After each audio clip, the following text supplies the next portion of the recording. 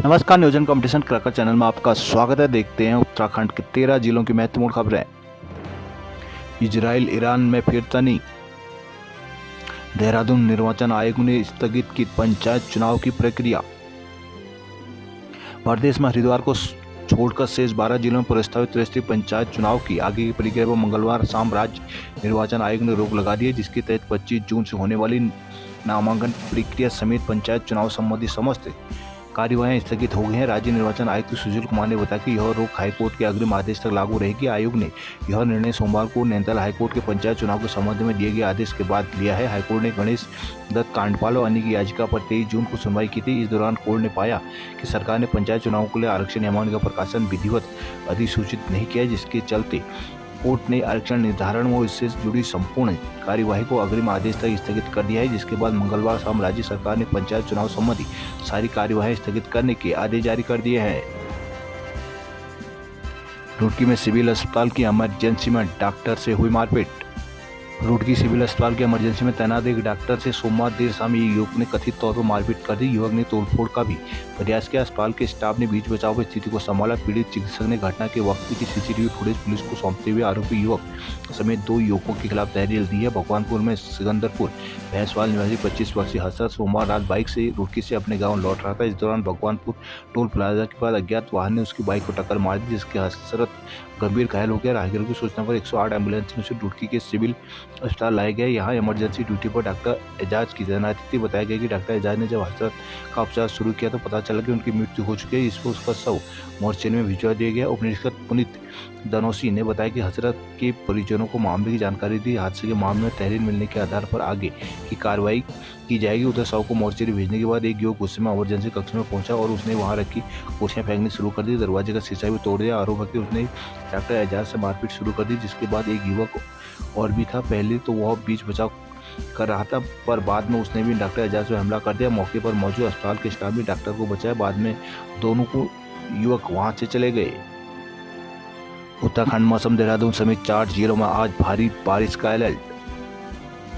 प्रदेश के 4 जनपद देहरादून, रुद्रप्रयाग, बागेश्वर और नैनीताल में बुधवार को भारी से बहुत भारी बारिश हो सकती है। इन जिलों के लिए ऑरेंज अलर्ट जारी करते हुए मौसम विभाग ने सतर्कता बरतने की अपील की है। देहरादून स्थित मौसम विज्ञान केंद्र ने मंगलवार को पूरे राज्य के लिए अगले 5 दिन तक पूर्वानुमान जारी किया है, जिसमें सभी जिलों में हल्की से मध्यम बारिश की संभावना जताई है। कुछ जगहों भारी से अति भारी बारिश और बिजली गिरने को लेकर चेताया गया है। मौसम विभाग के अनुसार दक्षिण पश्चिम मानसून राज्य में प्रवेश करने के बाद अब सक्रिय हो रहा है। इससे बारिश के तेज दौर हो सकते हैं। केंद्र के निदेशक डॉक्टर विक्रम सिंह ने भूस्खलन जलभराव के खतरों को देखते हुए पहाड़ी क्षेत्रों में सतर्कता बरतने की सलाह दी है। विशेष रूप से 25 से 27 तक भारी बारिश के आशंका से चारधाम यात्रियों को भी सावधानी अपनाने को कहा गया है।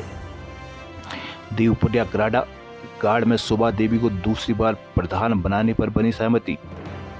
पौड़ी में बीजेपी ने पंचायत सदस्यों को लेकर की राय शुमारी। रुद्रप्रयाग के ऐतिहासिक तुंगनाथ मंदिर के सौंदर्यीकरण को मिली राशि। बड़कोट यमुनोत्री पैदल मार्ग पर रेस्क्यू अभियान जारी। चारधाम यात्रा के पहले पड़ाव यमुनोत्री धाम के पैदल मार्ग में सोमवार को शाम को भैरव मंदिर के निकट नौ कैंची नामक स्थान पर हुए भूस्खलन स्थल में मंगलवार को दूसरे दिन देर शाम तक रेस्क्यू कार्य जारी रहा। बाद में बारिश के कारण इसे रोकना पड़ा। बुधवार की सुबह फिर सर्च अभियान शुरू किया जाएगा। जिलाधिकारी डॉक्टर प्रशांत कुमार आर्य और एसपी सरिता डोभाल घटनास्थल पर मौजूद है। यमुनोत्री मार्ग पर बीते सोमवार को करीब 4:15 बजे भैरव मंदिर के पास अचानक पहाड़ी से भूस्खलन हो गया था, जिसमें यमुनोत्री धाम के दर्शन के बाद वापस जानकी चट्टी को लौट रहे तीर्थयात्री से चपेट में आगे मौलवी में दब गए थे। सूचना के बाद मौके पर पहुंची रेस्क्यू टीम ने मौलवी से घायल 40 वर्षीय रसिक पुत्र बलराम निवासी मुंबई महाराष्ट्र को बाहर निकाला और उपचार के लिए जानकी चट्टी भेज दिया था। लंब गांव में गुलदान ने बच्चे को किया घायल। नरेंद्र नगर में लोक निर्माण विभाग दफ्तर में ठेकेदारों ने काटा हंगामा। देहरादून आयुष्मान योजना मुफ्त इलाज में अड़चन डाल रहे हैं कई अस्पताल।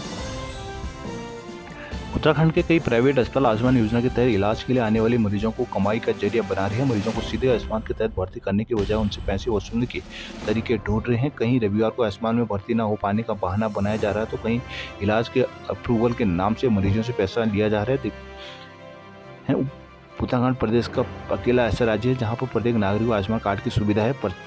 प्रत्येक वर्ष लाखों की संख्या में लोग इस योजना का लाभ उठा रहे हैं, जबकि कई ऐसे लोग भी हैं जिनके पास कार्ड तो है लेकिन कभी अस्पताल की लापरवाही तो कभी तकनीकी कारणों से उन्हें इस योजना का लाभ नहीं मिल पा रहा है। मंसूरी में घरों दुकानों में घुसा बारिश का पानी। ऋषिकेश में गंगा का जल स्तर बढ़ने पर राफ्टिंग पर लगी रोक। नैनीताल में आज उपराष्ट्रपति का दौरा, हल्द्वानी से नैनीताल ट्रैफिक हुआ डाइवर्ट। भारत के उपराष्ट्रपति जगदीप धनखड़ 3 दिवसीय नैनीताल दौरे पर पहुंचने आज यानी बुधवार को कुमाऊं विश्वविद्यालय के कार्यक्रम में हिस्सा लेंगे। इस दौरान जिला प्रशासन की ओर से विशेष ट्रैफिक प्लान बनाया गया है। यह ट्रैफिक व्यवस्था आज सुबह 7 बजे से 11 बजे तक 27 जून को सुबह 9 बजे से दोपहर 1 बजे तक प्रभावी रहेगी।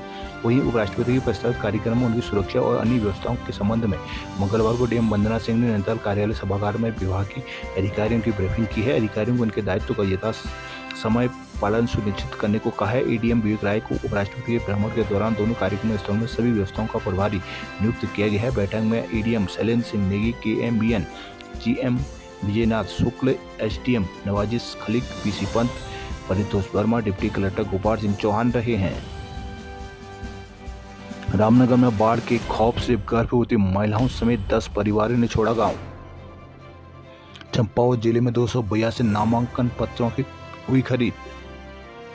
रानीखेत में 18 घंटे डिजिटल अरेस्ट कर पूर्व शिक्षिका से 50 लाख ठगे।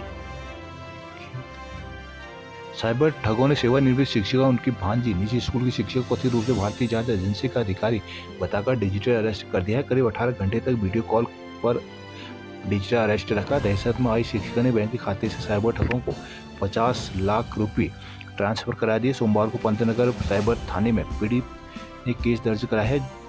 जरूरी बाजार रानीखेत निवासी सिराज पत्नी अमीनुर रहमान ने साइबर पुलिस को बताया कि 19 जून को उनकी रामनगर निवासी भांजी महानाज उनके घर आई थी। सुबह 11 बजे उनके मोबाइल पर एक नंबर से कॉल आया। उसने खुद को टेलीकॉम विभाग में नियुक्त बताते हुए उनके मोबाइल से अश्लील फोटो शेयर होने की शिकायत करने का जिक्र किया, जिसे बचने के लिए एक अन्य नंबर से आए कॉल को रिसीव करने को कहा। उसने खुद को पुलिसकर्मी बताते हुए उनके आधार कार्ड से एक फर्जी मोबाइल नंबर जारी होने और उनके पास SBI से व्हाट्सएप कॉल आने की बात कही है।